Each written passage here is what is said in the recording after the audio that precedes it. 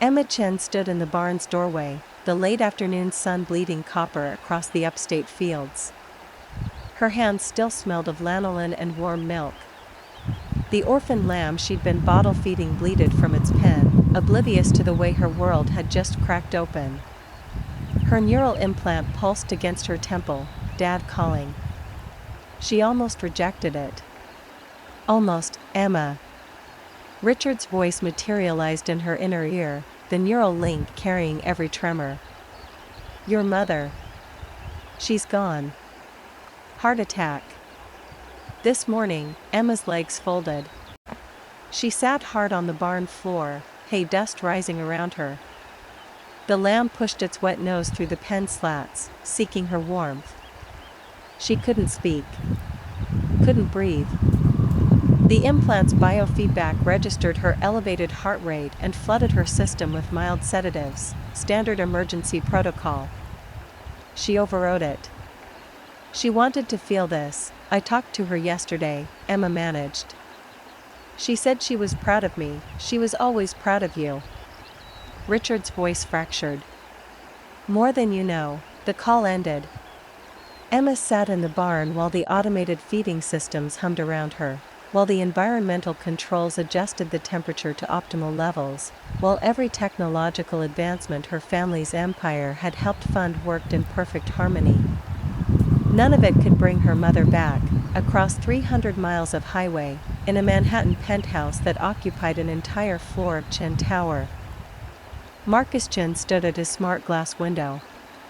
The city sprawled beneath him, 50 million data points streaming across his augmented vision, stock tickers, social media engagement metrics, his wife's latest post gaining traction. His neural implant delivered the same message Emma had received, but Marcus's biofeedback registered only a slight elevation in blood pressure. Nothing concerning. Nothing that would interfere with his afternoon schedule. Devastating, he said to the air, triggering his assistant AI to cancel his 4 p.m. and draft appropriate condolence messages to key family contacts. Absolutely shocking, Vanessa emerged from their walk-in closet, her face a careful composition of sympathy and calculation. She'd already updated her social media status to heartbroken with a black-filtered photo of Helen from last year's charity gala. The engagement was strong, 6,000 reactions in 20 minutes. The funeral will be huge, Marcus said. He pulled up architectural renderings on the window glass, transforming the Manhattan skyline into wireframe blueprints. The Dubai Hotel project, his project, the one that would cement his position as the rightful heir to Chen luxury hotels. We need to make the right impression. Designer black. Conservative but modern. This will be televised. Vanessa's smile was the kind expensive dentistry and subtle neuromuscular enhancers could create. Perfect. Already ahead of you, baby. I've got 3 looks ready. Marcus returned his attention to the city. Somewhere out there, his mother's body was cooling in a hospital morgue. Somewhere further away, his sister was probably crying in a barn. He pulled up the family trust documents on his private server, documents he'd been studying for years. Everything pointed to him. Eldest son. Vice President of Operations. The one who'd stayed. The one who'd built his entire identity around the Chen legacy. Emma had walked away from all of it 8 years ago. You didn't get to come back from that. The funeral was scheduled for Wednesday. Marcus's AI had already blocked the time, 3 days later. The Chen penthouse transformed into a carefully orchestrated display of grief and status. Emma drove her truck through Manhattan traffic, the vehicle's manual steering system a relic in a world of autonomous pods and neural-piloted transports. Other drivers' vehicles swerved around her in perfect synchronized patterns, their AI systems communicating seamlessly. Emma gripped the wheel tighter. She'd removed her neural implant's auto-navigation years ago, preferring the feeling of control, even if it was an illusion. The building's parking garage scanned her truck and flagged it as non-compliant with building standards. She parked anyway. Security drones hovered nearby, their cameras tracking her as she stepped out. Hay clung to the truck bed. Mud splattered the wheel wells. The contrast to the gleaming vehicles around her, sleek pods worth more than her entire year's revenue, was almost comical. She'd bought the black dress that morning at a Target in Westchester. The store's holographic attendants had tried to upsell her to designer alternatives. She'd declined. Now, standing in the private elevator rising toward the penthouse, she caught her reflection in the chrome panels. Simple dress. Work boots, cleaned but unmistakably practical. Hair in a braid. No cosmetic enhancements, no neural fashion overlays projecting designer labels to anyone with augmented reality vision. Just her. The elevator doors opened onto a scene from a lifestyle feed. 150 guests moved through the penthouse in careful choreography, their neural implants keeping them informed of social hierarchies and optimal conversation partners. A string quartet played in the corner, their instruments enhanced with haptic resonance that made the music felt as much as heard. Catering staff circulated with food that cost more per bite than Emma's monthly grocery budget. The room didn't go quiet when she entered.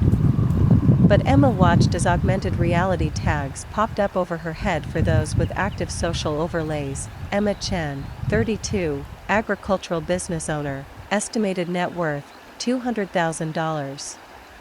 The data followed her like a scarlet letter. Aunt Linda materialized through the crowd. Her Cartier bracelets pinging Emma's passive sensors with authentication codes. Real diamonds. Real gold. Real money. Oh. Emma. You came. Linda's air kisses stopped 6 inches from Emma's cheeks, the social minimum. Sweetie, were you working? Today, the animals still need feeding, Aunt Linda. Death doesn't stop that. Linda's smile tightened. Her neural implant was probably flagging Emma's response as socially suboptimal. Of course, dear. So practical. Vanessa swept in before Emma could escape, her phone held at the perfect angle for candid content capture.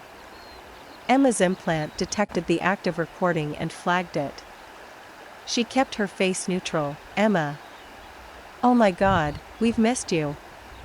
Vanessa's hug was a performance. Her perfume overwhelming, something custom blended and algorithmically designed to trigger positive neural responses in observers. How is the little farm? Marcus and I keep meaning to visit, but you know. Life. She turned slightly, addressing the nearby guests while maintaining the illusion of intimacy. She gave up everything to play Old MacDonald. So brave, Emma's jaw ached from clenching. It's good to see you, Vanessa, and you're here alone? Vanessa's concern was pitch perfect, probably coached by her social AI. I only ask because, you know, biological clocks. Time isn't on our side after 30. Have you considered genetic preservation? Marcus and I have 3 viable embryos in storage. Just in case our schedule gets too busy for natural conception. I'm fine, of course you are. I just worry. Out there alone. With your chickens. Vanessa touched Emma's arm, a gesture her neural overlay probably suggested for maximum empathetic impact. Did you know she makes her own cheese? With her hands, cousin Jennifer joined them, her augmented reality makeup shifting subtly to match the lighting. I saw your truck outside. Is that safe? Marcus just upgraded to the new Taycan, full neural integration, zero-emission plasma drive. You should talk to him about the employee discount. I don't work for the family business anymore, right? The farm. Jennifer's implant pulled up data visible only to her. Emma could see her eyes tracking through information, probably reviewing Emma's financials, her social media engagement rates, her cultural capital scores. How much does that even make annually? The average agricultural operation in your region grosses around 40,000. Emma opened her mouth to respond when the crowd's movement changed. Conversation stuttered. Heads turned. Someone new had entered, someone whose presence registered on the room's collective sensors as significant. James Park moved through the crowd with the kind of confidence that didn't need augmentation. 6'2", broad-shouldered, his charcoal suit cut by an actual tailor, not generated by algorithmic fashion AI. His neural implant was visible at his temple, surgical-grade platinum, medical-class enhancements. His augmented reality overlay was minimal, just basic social identification. He scanned the room, and when his eyes landed on Emma, something shifted in his expression. Relief, maybe. Or recognition. He headed straight for her. Emma. He took her hand, kissed her cheek. The gesture was old-fashioned, physical, real. Around them, Emma felt the collective attention spike. "I'm so sorry I'm late." Surgery ran long. Emma's surprise was genuine. "James. You didn't have to come." "Of course I did." He turned to face the watching family members, his posture subtly protective. "James Park. I'm Emma's neighbor." Vanessa's interest sharpened visibly. Her implant was probably running facial recognition, pulling his data, calculating his net worth. "Neighbor? From the farm area? I run the veterinary practice down the road." Emma and I work together often. Marcus appeared with a crystal tumbler of scotch, his neural overlay probably feeding him James's complete professional profile. "A vet. How nice. We appreciate you supporting Emma's hobby." James's smile remained fixed, but Emma caught the slight tightening around his eyes. "It's not a hobby. It's a successful agricultural business." Emma's built something remarkable. "That's sweet." Vanessa was already losing interest, her attention drawn to new arrivals flagged by her social AI as higher priority connections. "Marcus, babe, the Vanderhilts just pinged their arrival." "We should, Emma." "Baby girl." Richardson pushed through the crowd, and Emma felt her composure crack. Her father looked smaller than she remembered, diminished by grief. His hug was real and desperate, and everything the room's careful choreography wasn't. "Dad. I'm so sorry, thank you for coming." Richard pulled back, noticed James, and something passed across his face. Recognition. Relief. "James. Good to see you, son." The handshake lingered, meaningful in a way Emma couldn't decode. Marcus watched this exchange, his jaw tight. "You two know each other?" "James helped me with the estate dogs last month." Richard's hand was still on James's shoulder. "Good man." His eyes held something Emma couldn't read. A message, maybe. A warning. The crowd swallowed them again. Emma endured another hour of careful condolences and barely concealed judgment. Her augmented reality overlay, which she rarely activated, showed her the social media posts happening in real time.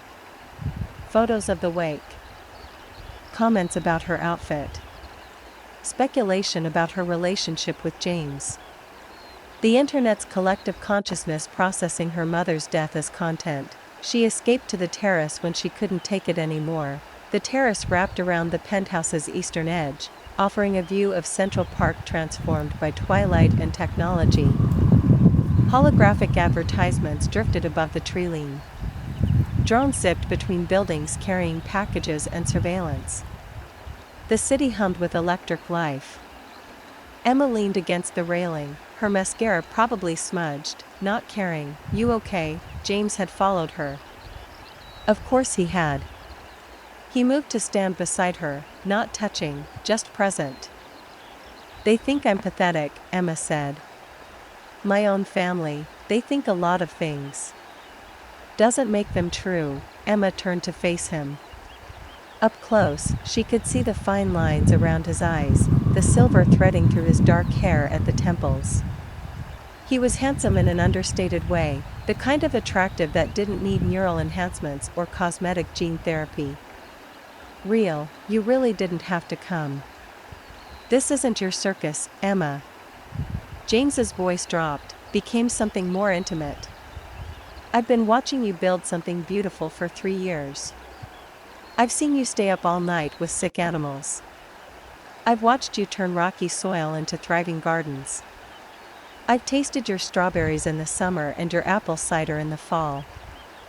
He stepped closer. Your family doesn't see you. But I do, Emma's breath caught. The space between them felt charged, significant. James, your mother saw you too.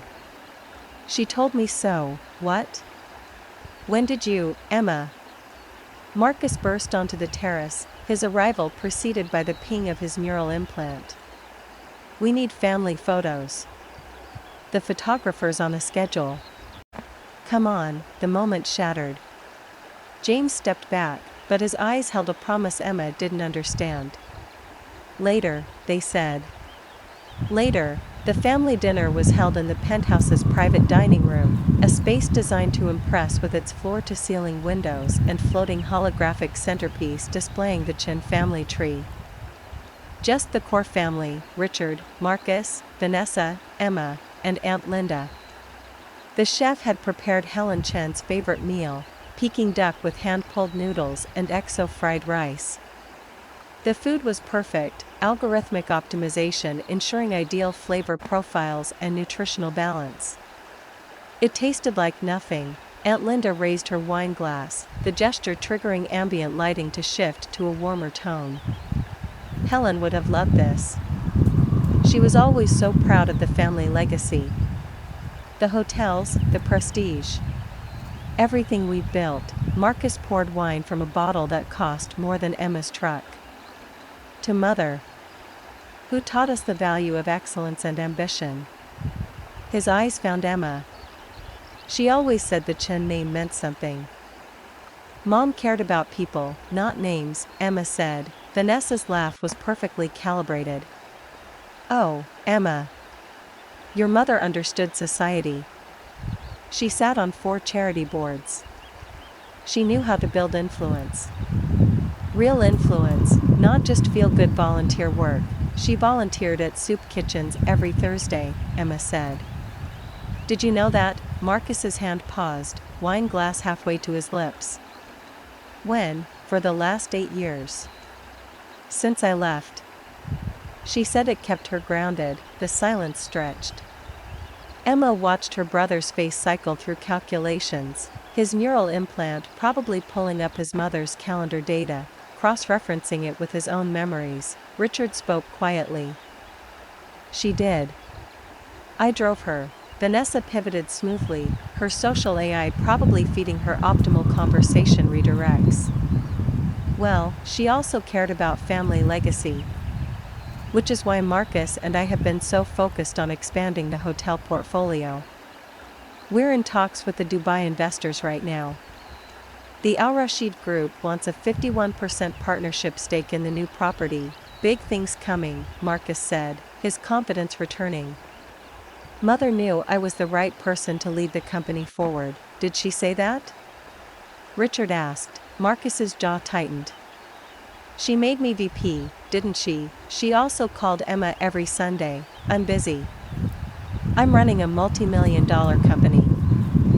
Marcus's neural implant was probably spiking with stress hormones, his biofeedback trying to regulate his response. Emma spoke softly. I called her every Sunday at 7 p.m. For 8 years. We'd video chat while I made jam or fed animals. We talked for hours. Vanessa's perfect face showed confusion. About chickens, about life. About what matters. Emma paused. About business, sometimes. Marcus's head snapped up. What business? You don't know anything about hospitality. I have an MBA from Wharton. Same as you. Aunt Linda's voice was sharp. But you left. You chose to leave, I chose differently. Not lesser. Marcus stood abruptly, his chair scraping across the floor with a sound that made everyone flinch. The wine had loosened something in him, or maybe it was the day's stress, or maybe it was fear. Let's be honest, Emma. You abandoned this family. You walked away from everything mother and father built. You chose dirt over legacy. And now you show up here in your farm boots, with your vet boyfriend. He's not my boyfriend, acting like you care. But you don't get to swoop in now and pretend you were part of this. You left. You chose to leave, and you don't get to come back now that mother's gone and expect, what? Forgiveness? Validation, Marcus? Richard's voice cut through the tirade like steel. That's enough, no, Dad. Someone needs to say it.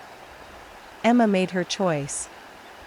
She doesn't get to come back now and, I said enough. Richard stood, and despite his grief-diminished frame, he commanded the room. Your mother loved Emma exactly as she is. Never doubt that. Emma felt tears threatening, the kind her biofeedback dampeners couldn't suppress. May I be excused? She left before anyone could answer. Behind her, she heard Vanessa's whisper to Marcus, well done. In her old bedroom, surrounded by swimming trophies and debate team ribbons and evidence of the person she used to be, Emma sat on her childhood bed. The room hadn't changed. Everything else had. Her neural implant pulsed with an incoming message. James, your mother asked me to give you something after today. Can I see you tomorrow? Before the reading, Emma stared at the text. What is it? A letter. She made me promise to wait until after the funeral. James, what's going on? Tomorrow. Trust me. A soft knock. Richard entered without waiting for permission, looking older than Emma had ever seen him. Can't sleep either? He asked. This room feels like a museum to someone I used to be. Richard sat beside her on the bed, the mattress dipping under his weight. Your mother kept it exactly like this.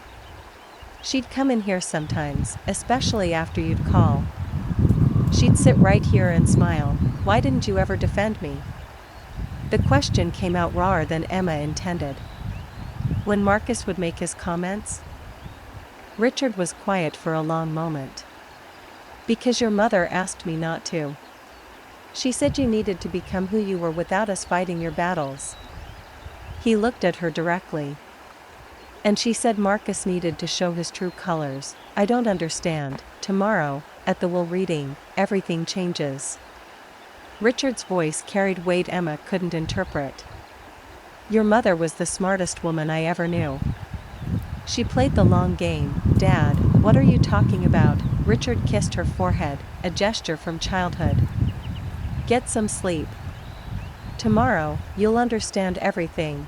He left her there in the museum of her former self, with a cryptic message and a letter waiting and the ghost of her mother's laughter echoing through the penthouse halls. Outside, the city hummed with its electric dreams. Inside, Emma sat in the dark and waited for morning. Emma's hotel room felt sterile compared to the barn she'd left behind. The plaza's climate control hummed at a perfect 70 degrees. The sheets were Egyptian cotton with a thread count higher than her monthly feed bill, and everything smelled of expensive nothing.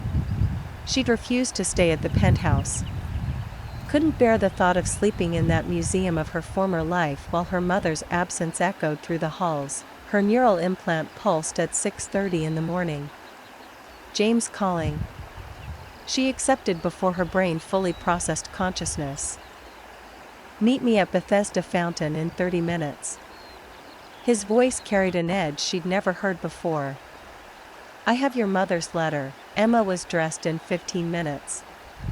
Same black dress from yesterday. Same boots. Her reflection in the smart mirror offered styling suggestions she ignored.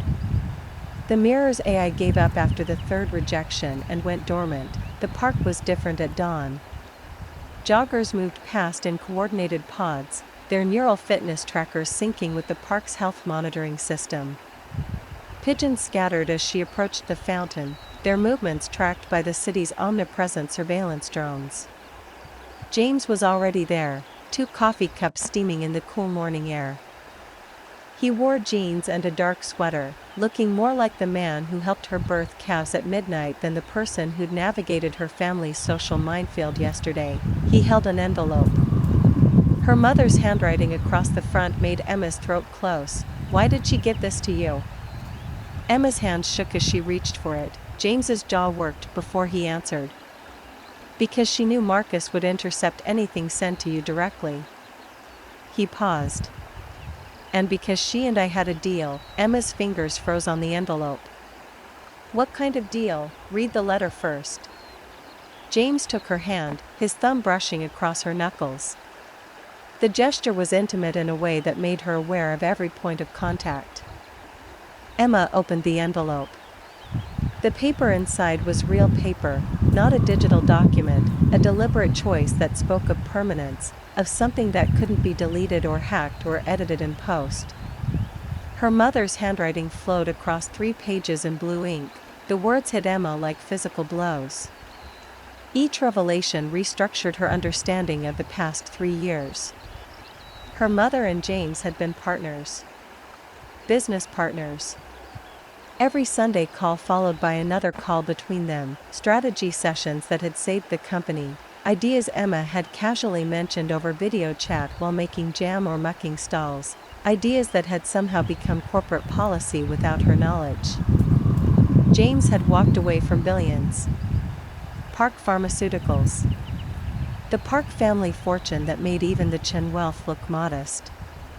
He'd rejected everything to become a country vet, and her mother had recruited him, recognized a kindred spirit, someone else who valued purpose over profit, the eco-resort idea Emma had sketched on a napkin during a particularly long call about sustainable tourism. The Japanese hotel partnership that had diversified the company's portfolio. The sustainability initiative that had won awards. All of it channeled through her mother, implemented while Marcus took credit, thinking these were his mother's brilliant instincts, and Marcus's embezzlement. 3.2 million over 4 years. Documented. Proven.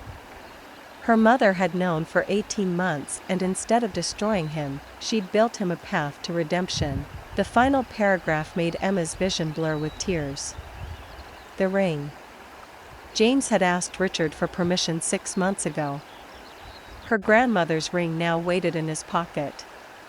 Her mother's blessing delivered from beyond the grave. Emma looked up. James was watching her with an intensity that made her feel seen in a way that had nothing to do with surveillance cameras or social media metrics. "You've been planning this with my mother for 3 years." Her voice came out steady despite the earthquake happening inside her chest. "She called me 2 weeks after I moved in next door." James set down his coffee cup. "Said she'd done research on me. Knew about my family. Asked if I'd walked away from my inheritance because I was running from something or running toward something." He smiled, the expression transforming his careful features into something warm and real. "I said toward." She said good, because her daughter was something worth running toward. Emma couldn't speak. James continued, "At first it was just business advice. Your mom was brilliant. She knew the hotel industry cold, understood market dynamics in a way that came from decades of experience. But she also knew Marcus was in over his head, making decisions that would tank the company within 5 years. So she'd call me after talking to you, and we'd strategize. Your ideas, Emma. Your vision. We just channeled it through her, let Marcus think he was executing his mother's wisdom, and the embezzlement." James's expression hardened. "We founded 2 years ago. Your mom hired a forensic accountant through my family's firm, completely off book. Marcus has been skimming contracts, inflating renovation costs, pocketing the difference. Classic white-collar theft, sloppy enough that he clearly thought no one would ever look closely. Vanessa doesn't know. At least we don't think she does. The spending patterns suggest she believed Marcus's bonuses were legitimate. She's materialistic but probably not criminal." Emma processed this. Why didn't Mom turn him in immediately? Because she loved him. James's voice softened. She wanted to give him the chance to choose redemption. That's what the will does. It offers him a way forward if he's willing to humble himself and do the work. Emma felt overwhelmed. The fountain behind them ran through its programmed cycle, water arcing in patterns designed by algorithms to be maximally soothing. She wanted to be in her barn. Wanted dirt under her fingernails and the simple straightforward needs of animals who didn't scheme or lie or embezzle. James took both her hands. Emma. There's one more thing. Your mother made me promise not to tell you how I feel until after today. She said you needed to know that I loved you for you, not for any inheritance, not for any business opportunity. Just you. Emma's breath caught, so I've waited 3 years. His voice dropped, became rough with emotion. I've worked alongside you in the barn. I brought you coffee when you pulled all-nighters with sick calves. I've watched you laugh and cry and build something extraordinary with your own hands. And I've been in love with you since the day you punched that guy at the feed store for hitting his dog. Emma found herself laughing through the tears that were suddenly streaming down her face. He deserved it, you're damn right he did. James cupped her face, his palms warm against her cheeks. I'm not asking you anything yet. Not until after the reading. But I need you to know, whatever happens in that conference room today, you're not alone. You've never been alone, James. Emma reached up, her fingers tracing the line of his jaw. His skin was warm, slightly rough with morning stubble. Real. Solid. Present. Emma, if I kiss you right now, I won't stop. His voice held a warning and a promise, she whispered. Then don't. The kiss shattered 3 years of careful distance. His hands tangled in her hair, pulling her closer. Her fingers clutched his jacket, needing the anchor of him. The fountain's algorithm-designed tranquility meant nothing compared to the chaos of this. The feeling of something held back finally breaking free. When they broke apart, both breathing hard, James rested his forehead against hers. We have a will reading to get to. Emma's laugh was shaky. I'm terrified, I know. James pulled back enough to meet her eyes. But your mother trained you for this. Plus, I have excellent seats for the show. The attorney's office occupied the 47th floor of a Madison Avenue tower that probably cost more per square foot than Emma's entire farm. The conference room was all glass and steel and carefully curated corporate minimalism. Attorney Margaret Walsh sat at the head of the table, 60-something, and sharp as a scalpel. Richard was already there. Looking older than he had yesterday. Marcus and Vanessa arrived in a cloud of expensive perfume and designer confidence.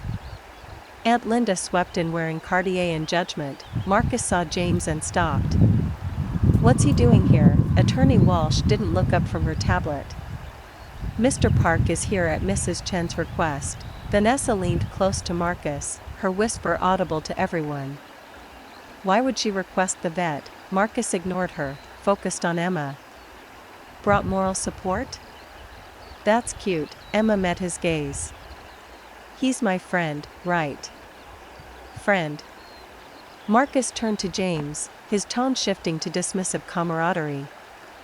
Look, man, no hard feelings, but this is family business. Maybe you could wait outside. Mr. Chen. Attorney Walsh's voice cut through the room like a blade. Sit down. We're beginning. Everyone found seats. Emma noticed how Vanessa positioned herself next to Marcus, their chairs close enough to project unity. James sat beside Emma, close enough that she could feel the warmth of him, the steady presence that felt like a lifeline. Attorney Walsh pulled up documents on the room's holographic display. The last will and testament of Helen May Chen, executed 6 months ago, with multiple witnesses and a psychological evaluation confirming her complete competency. She looked directly at Marcus. I mention the evaluation because I know someone will question it. Don't. It's airtight. She began with personal bequests. Aunt Linda received $500,000 and most of Helen's jewelry. Various cousins got amounts ranging from $50,000 to $100,000. The household staff received generous pensions. $2 million went to charities, soup kitchens, and animal rescues and education funds. Vanessa whispered to Marcus, "This is good. She's giving away the small stuff." "The big assets are coming," Attorney Walsh continued. "Now to the business assets and primary estate." She paused, and Emma felt the room's collective attention sharpen. "To my son, Marcus Richard Chen." Another pause, this one stretching into something deliberate. "I leave the sum of $1. The room exploded. "Marcus is what came out strangled." Vanessa surged to her feet. "That's impossible. He's the VP. He's been running the company." Aunt Linda was saying something about mistakes, her voice climbing over the chaos. Attorney Walsh's voice cut through. "There is no mistake. Additionally, Mrs. Chen left a sealed letter for Marcus, to be read aloud per her wishes." Marcus's face had gone from red to purple to an alarming gray. "I don't want the fucking letter. This is insane." She was clearly not in her right mind. She anticipated this reaction. Attorney Walsh's tone suggested she'd seen this play out 100 times before. "I have psychiatric evaluations from 2 separate doctors, both dated within a month of her death. Helen Chen was of completely sound mind." "Mr. Chen, would you like me to read the letter, or shall we move on?" "Read it." Marcus's hands were shaking. "I want everyone to hear whatever poison she..." Richard's hand on his arm stopped him. "Careful, son." His voice carried a warning Emma had rarely heard from her father. Attorney Walsh opened the envelope and began to read Helen's words. The letter detailed everything. The embezzlement. $3,247,893.17. 18 months of documentation. Bank statements, emails, recorded conversations with contractors Marcus had pressured into fraudulent invoicing. All of it meticulously compiled and now in Emma's possession. The letter offered Marcus a choice. Accept the terms or face prosecution. Simple. Brutal. Fair. The room was silent except for the climate control's whisper and Vanessa's sharp breathing. Emma watched her brother's face cycle through denial, anger, fear, and something that might have been shame. Vanessa broke first. "Marcus? What is she talking about? You didn't, tell me you didn't." Marcus's voice came out broken. It was just, the company owed me more than my salary. I built, oh my God." Vanessa stood, backing away from him like he'd become contaminated. "Oh my God. You stole? From your own family?" Her voice climbed with each word. "I'm not going to prison for you, Vanessa, don't touch me." She turned to Attorney Walsh. "I didn't know. I had no idea. Whatever he did, I wasn't. Mrs. Chen's investigation found no evidence of your involvement." Attorney Walsh's tone was clinical. Vanessa spun back to Marcus, her perfect face twisted with fury and panic. "You told me your bonuses were huge. You said you were crushing it. We spent, oh fuck, Marcus, we spent millions." She looked at her hand, at the enormous diamond there. "You bought my ring with stolen money?" Marcus only looked at Emma. You did this. You turned her against me." Emma met his eyes. "No. You did this to yourself." Attorney Walsh cleared her throat. "Mr. Chen, Mrs. Chen has left terms for a settlement. Would you like to hear them?" "I want to hear what my fucking sister, Marcus." Richard's voice cracked through the room, the first time Emma had heard him yell in years. "That is enough. You will listen. You will be civil. Or you will leave and the lawyers can sort this out." Marcus slumped in his chair. Vanessa had moved 3 seats away, as far as the table allowed. The terms were simple. Repay the full amount plus interest over 10 years. Resign immediately from Chin Hotels. Work for Emma for minimum wage for 1 year, in whatever capacity she determined. In exchange, no criminal charges. Marcus laughed, the sound hollow and terrible. Work for Emma. Doing what? Shoveling shit on her farm. Emma's voice was steady. If that's what I decide, yes. Vanessa was frantic now. What about me? We have a lease on the penthouse, the car payments. Marcus, we can't afford. Shut up, Vanessa. Marcus's control was fracturing completely. Attorney Walsh continued as if the outburst hadn't happened. To my daughter, Emma Grace Chen, who has shown me what true wealth means. She began listing the assets. 147 million liquid. The Manhattan penthouse. The Hamptons estate.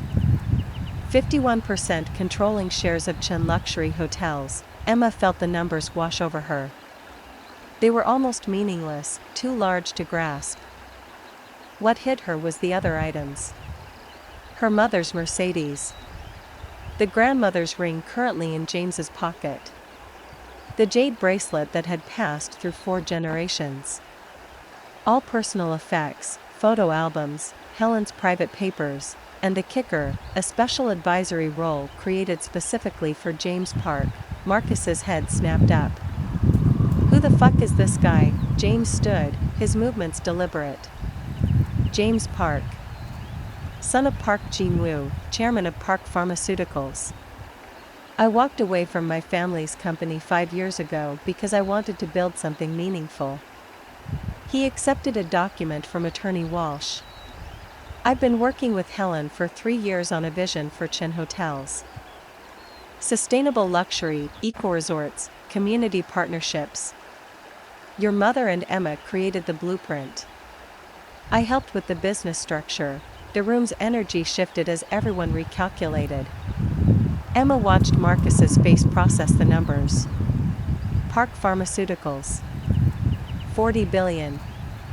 The debt they'd mocked was walking away from more money than the Chens would see in 3 generations. Vanessa whispered, horrified. We mocked him. Oh my God, Marcus, we mocked a billionaire, ex-billionaire. James's smile didn't reach his eyes. I rejected my inheritance to become a veterinarian. Sounds familiar, doesn't it? Attorney Walsh clicked a remote.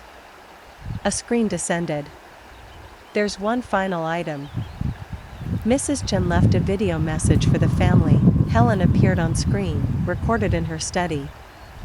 She looked directly at the camera, and Emma felt her heart crack open. Her mother's voice filled the room, offering Marcus love and hope for his redemption. Offering Emma a company to transform. And at the end, looking directly at James with that mischievous smile Emma remembered from childhood. And James? I know you asked Richard's permission 6 months ago. Stop waiting. Life is short. Ask her. The screen went black. Emma stood. Her legs felt steady beneath her. Marcus. You have 48 hours to decide. Take the terms or face prosecution. Either way, your time running this company is over. You self-righteous, son. Richard's voice cut him off. Stop talking. Emma turned to Vanessa. My mother's investigation cleared you. You're not responsible for Marcus's choices. Vanessa's laugh was bitter. Big of you. I'm not being big. I'm being accurate. Emma gathered her things, felt James move to stand beside her.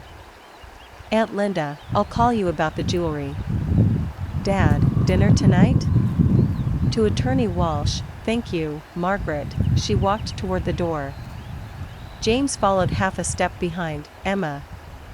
Marcus's voice stopped her. She looked back. Did Mom really think I could change? Emma held his gaze. Yes. That's why she gave you a choice. The question is, do you think you can? She left. James followed, but not before turning back to Marcus one last time. For what it's worth, your mother was the smartest person I've ever met.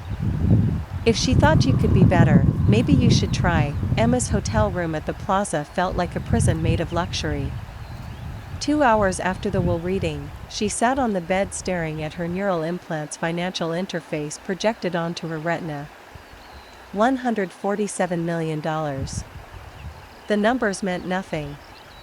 They were abstractions, digits in a database that couldn't bring her mother back or erase the look on Marcus's face when his world imploded. Her implant pulsed. Private message from Richard. Dinner tonight? Just us. I need to talk to you about what comes next. Emma accepted. 7 p.m. at his place. The penthouse that was now technically hers, though the thought of claiming it made her skin crawl. James appeared in the doorway. She hadn't heard him enter, but then she'd given him keycard access weeks ago during a particularly difficult calving season when she'd needed him to let himself into her farmhouse at odd hours. You left this in the conference room. He held up her mother's jade bracelet.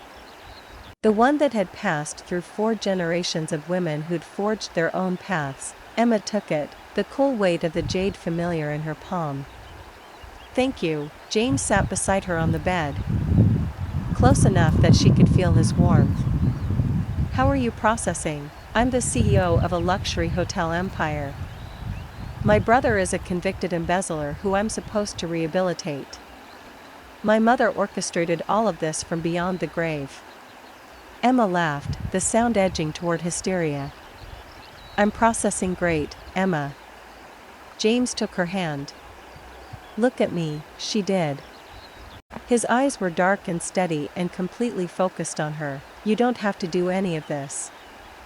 You could sell the company, take the money, go back to the farm. Your mother gave you choices, not chains, did she though?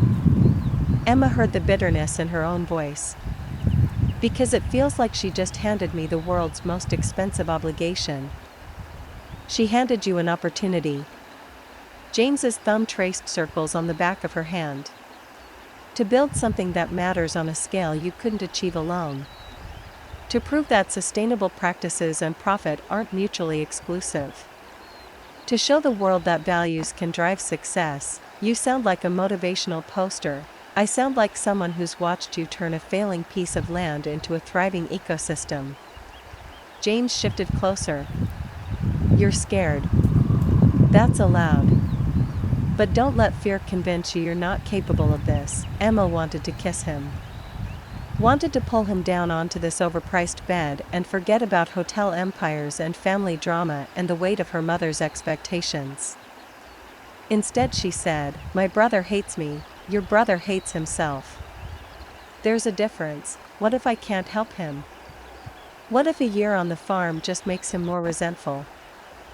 James was quiet for a moment. Your mother believed he could change.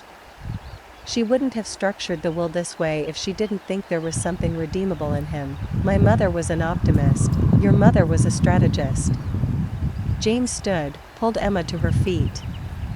Come on. You're having dinner with your dad in a few hours, and you need to eat something before then. I saw a cart vendor outside selling actually decent street meat. Very on plaza, very necessary. Emma found herself smiling despite everything. You want to feed me mystery meat from a cart. I want to remind you that not everything in Manhattan costs $1,000 a plate. James grabbed her jacket from the chair. And I want to see you smile. You have the best smile. The compliment landed somewhere in Emma's chest, warm and unsettling. James, don't. He cut her off gently. Don't overthink it. We're engaged. I'm allowed to tell you you're beautiful when you smile. We've been engaged for like 6 hours. Best 6 hours of my life. James opened the door. Come on. Before I say something else that makes you panic. The street vendor was Korean, his cart emitting smells that made Emma's stomach growl audibly. She hadn't eaten since the coffee and croissant James had brought to Bethesda Fountain a lifetime ago this morning. They ordered kimchi rice bowls and found a bench in a small plaza where holographic advertisements rotated above them. Trying to sell everything from mural enhancement upgrades to virtual reality vacations, Emma ignored the ads and focused on the food. It was good. Real. Spicy enough to make her eyes water. Better? James asked. Better. Emma took another bite. Thank you. For what? For being here. For not freaking out about any of this. James set down his bowl. Emma, I walked away from $40 billion. I understand the weight of family expectations and the freedom that comes from choosing your own path. You're not alone in this. Your family must have been furious when you left. My father didn't speak to me for 2 years. James's expression went distant. My mother still sends birthday cards with checks I never cash. My brother calls once a year to tell me I'm wasting my life. Do you regret it? Not for a second. James met her eyes. I'd rather deliver calves at 2 a.m. than sit in board meetings arguing about profit margins on drugs that people need to survive. I'd rather smell like manure and be able to sleep at night than wear Armani and hate my reflection. That's very poetic for someone covered in kimchi sauce. James laughed and wiped his chin. I contain multitudes. They finished eating in comfortable silence. Around them, the city hummed with its constant electric life. Delivery drones zipped overhead. Pedestrians moved past in synchronized streams, their neural implants keeping them aware of each other's trajectories. The world kept turning, indifferent to Emma's personal crisis. I need to ask you something, Emma said finally. Anything. The advisory role my mother created for you. Are you actually going to take it? James's pause told her he'd been thinking about this. That depends. On what? On whether you want me in that role or if you offered it out of obligation because your mother arranged it. Emma considered this. I want you there. But not just because Mom planned it. Because you understand what I'm trying to build. Because you see the vision, then yes. I'll take it. James gathered their empty bowls. But I have conditions, such as, I keep the veterinary practice. I'm not giving up the work I love just to sit in conference rooms. Done. And I want to split my time between the farm and wherever the business needs me. I'm not moving to Manhattan full-time. I wouldn't ask you to. And, James hesitated, then pushed forward. And we do this as equals. I'm not some trophy husband who gets paraded around to prove you have a personal life. If I'm advising the company, my input matters. Emma stood to face him. James Park, are you worried I'm going to treat you like arm candy? I'm worried that the power dynamic just shifted dramatically, and I want to make sure we're still partners, not CEO and consultant. The honesty cut through Emma's exhaustion. He was right to worry. Money changed things. Power changed things. She'd seen it happen in countless relationships, including her parents before her father had figured out how to maintain his identity alongside her mother's success. Partners, Emma said firmly. In everything. The farm, the business, the life we're building. I'm not my mother, James. I don't need to be the star of every show, but you are the CEO now. And you're the man who walked away from $40 billion to deliver calves. I think we'll figure it out. James smiled, the expression transforming his careful features into something open and real. Yeah. I think we will, Emma's neural implant chimed. 6:30 p.m. Half an hour until dinner with Richard. I should go, she said reluctantly. Want me to come with you? Emma considered it, then shook her head. I need to do this one alone. Figure out what Dad's thinking without worrying about how it looks to anyone else. Call me after. Promise. James kissed her forehead, a gesture that felt more intimate than anything they'd done yet. Go. Handle your business. I'll be at the hotel when you're done. Emma watched him walk away, his figure disappearing into the Manhattan crowds. Then she caught an autonomous cab to the penthouse that had been her childhood prison and was now somehow her property. The penthouse felt haunted. Emma stood in the entryway, her boots clicking on marble that probably cost more per square foot than most people's annual salaries. Richard appeared from the kitchen, looking older than he had that morning. Grief-aged people, Emma knew. She'd seen it happen to farmers who lost their land, their livelihoods, their identities, Emma. Richard pulled her into a hug that lasted longer than usual. When he released her, his eyes were wet. "Thank you for coming. Of course, Dad, I ordered from your mother's favorite restaurant." "I hope that's okay." Emma's throat tightened. "That's perfect." They ate in the formal dining room because Richard insisted, though Emma would have preferred the kitchen. The food was excellent, algorithmic perfection ensuring ideal temperature and flavor profiles. Emma barely tasted it. "Your mother was very proud of this plan," Richard said finally, breaking the careful silence they'd maintained through the appetizers. "Her plan to destroy Marcus's life, her plan to save it." Richard set down his fork. "Emma, your brother was on a path to prison with or without your mother's intervention. The embezzlement would have been discovered eventually. This way, he has a choice between public humiliation and actual prison. Great options, better than what he deserved." Richard's voice hardened. "Do you know what it cost your mother to watch him steal from the company she'd built? To document every transaction. Knowing each one was another betrayal?" Emma hadn't thought about it from that angle. Why didn't she just turn him in? Because she loved him. Because she believed people could change if given the right incentives. Richard reached across the table, took Emma's hand. "She believed it because she watched you do it. I didn't change. I just chose differently." "Exactly. And that choice transformed you. Your mother hoped the same could happen for Marcus if he was forced to make a real choice for once in his life." Emma thought about her brother's face in the conference room. The shock, the rage, the slow dawn of understanding.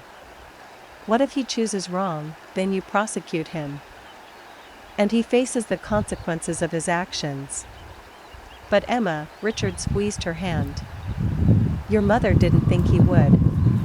She believed that underneath the arrogance and entitlement was the boy who used to build elaborate structures with blocks for hours, who cried when his goldfish died, who wanted to save the world before the world taught him to want to own it. I don't remember that Marcus, he existed. Your mother saw him even when no one else could." Richard released her hand, picked up his wine glass. She saw the best version of people. It was her gift and her burden. They finished dinner talking about logistics. The board meeting scheduled for next week. The transition plan for Emma taking over as CEO. The Big Sur property that apparently needed millions in environmental remediation before construction could begin. The weight of it pressed down on Emma until she felt like she might suffocate on responsibility. "Dad," she said finally, pushing away her untouched dessert. "I don't know if I can do this." Richard looked at her for a long moment. "Your mother knew you'd say that. Did she also know what I should say after?" "She said to remind you of the first year on the farm. When everyone told you the land was worthless. When the bank wouldn't give you a loan. When every agricultural expert said your sustainable methods wouldn't scale." Richard smiled. "You proved them all wrong. You built something profitable and principled. You showed that doing good and doing well aren't mutually exclusive." "That was a farm, Dad. This is a global hospitality empire. The principles are the same. The scale is different." Richard stood, walked to the window overlooking Central Park. "Your mother used to stand here at night, looking at the city, wondering if she'd built something meaningful or just profitable. You gave her the answer to that question, Emma. You showed her that wealth without values is just accumulation. She wanted you to take what she built and transform it into something that mattered." Emma joined him at the window. Below, the park was illuminated by carefully placed lighting that made it look like something from a dream. Beyond it, the city stretched endlessly. Millions of lives lived in the shadow of buildings designed to project power and wealth. What if I fail? Emma asked quietly. Then you fail. But you'll fail while trying to build something meaningful, which is better than succeeding at building something hollow. Richard put his arm around her shoulders. Your mother failed plenty of times, Emma. The difference between her and Marcus was that she learned from failure instead of hiding from it. Emma leaned against her father, feeling younger than 32. I miss her. Me too, baby girl. Me too. They stood together in silence, watching the city pulse below them.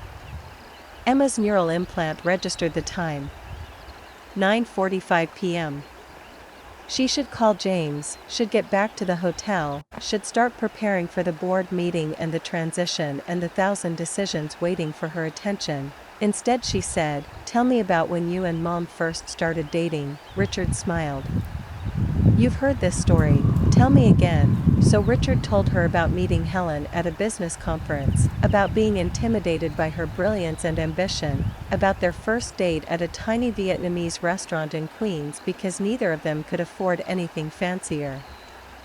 He told her about proposing with a ring he'd saved for 6 months to buy, about Helen saying yes before he'd even finished the question.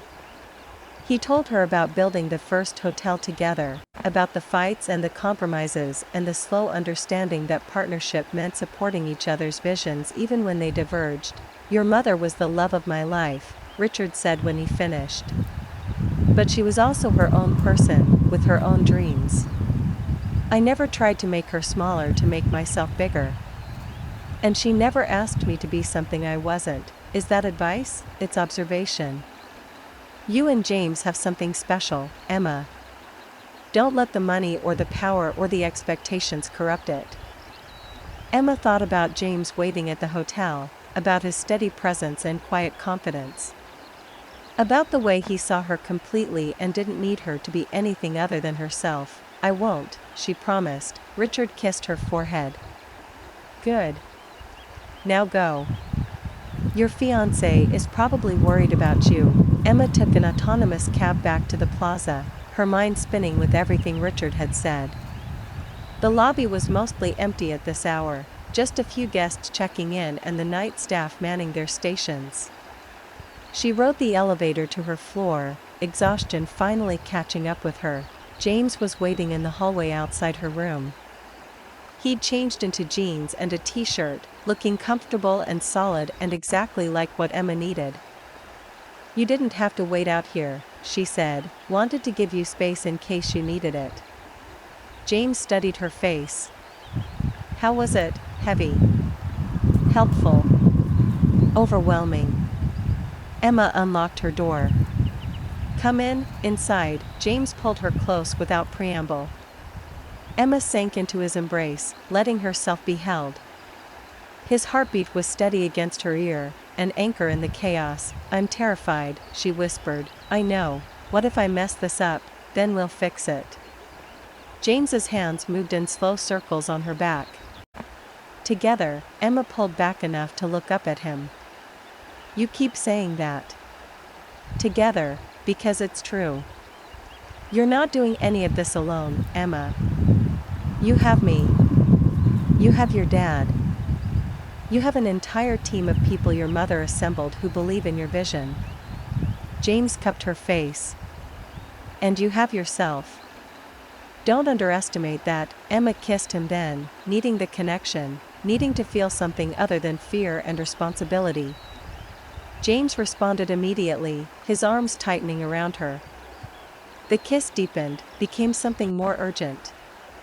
Emma's back hit the wall, James's body pressing against hers, 3 years of restrained attraction finally unleashed. When they broke apart, both breathing hard, James rested his forehead against hers. Emma, stay, she said. Tonight. Just stay. Are you sure? I'm sure of you. That's enough. James kissed her again.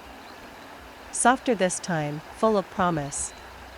Always. They moved to the bed, shedding clothes and inhibitions. Emma had imagined this moment countless times over the past 2 years, but the reality was better. James was patient and thorough, learning her body with the same focused attention he brought to everything else. Emma gave herself over to sensation, to the feel of his hands and mouth, to the way he whispered her name like a prayer. Afterward, they lay tangled together in the expensive sheets, Emma's head on James's chest. That was, Emma started. Yeah, James agreed. It really was, Emma laughed, feeling lighter than she had since her mother's death. Articulate, you've rendered me speechless. Consider it a compliment. They fell silent, comfortable in the afterglow. Emma's neural implant remained blessedly quiet, no urgent messages demanding her attention. She let herself exist in this moment, just Emma and James and the promise of the future they were building together. I think I can do this, Emma said finally. The CEO thing, all of it. The company, Marcus's rehabilitation, the transformation Mom wanted. I think I can actually do it. James's arms tightened around her. I never doubted it, liar. Okay, maybe a little doubt. But mostly absolute confidence. James kissed the top of her head. You're going to revolutionize the hospitality industry, Emma Chen. And I'm going to have the best seat in the house watching it happen. Emma smiled into the darkness. Tomorrow she'd start the real work. Tomorrow she'd face board meetings and transition plans and the weight of her mother's legacy. Tomorrow Marcus would have to make his choice, and the consequences would ripple through all their lives. But tonight, she had this. James's heartbeat beneath her ear. The jade bracelet on her wrist. Her mother's blessing and her father's faith and her own hard-won understanding that wealth meant nothing without values to guide it. Tomorrow would come regardless. Tonight, Emma Chen let herself rest.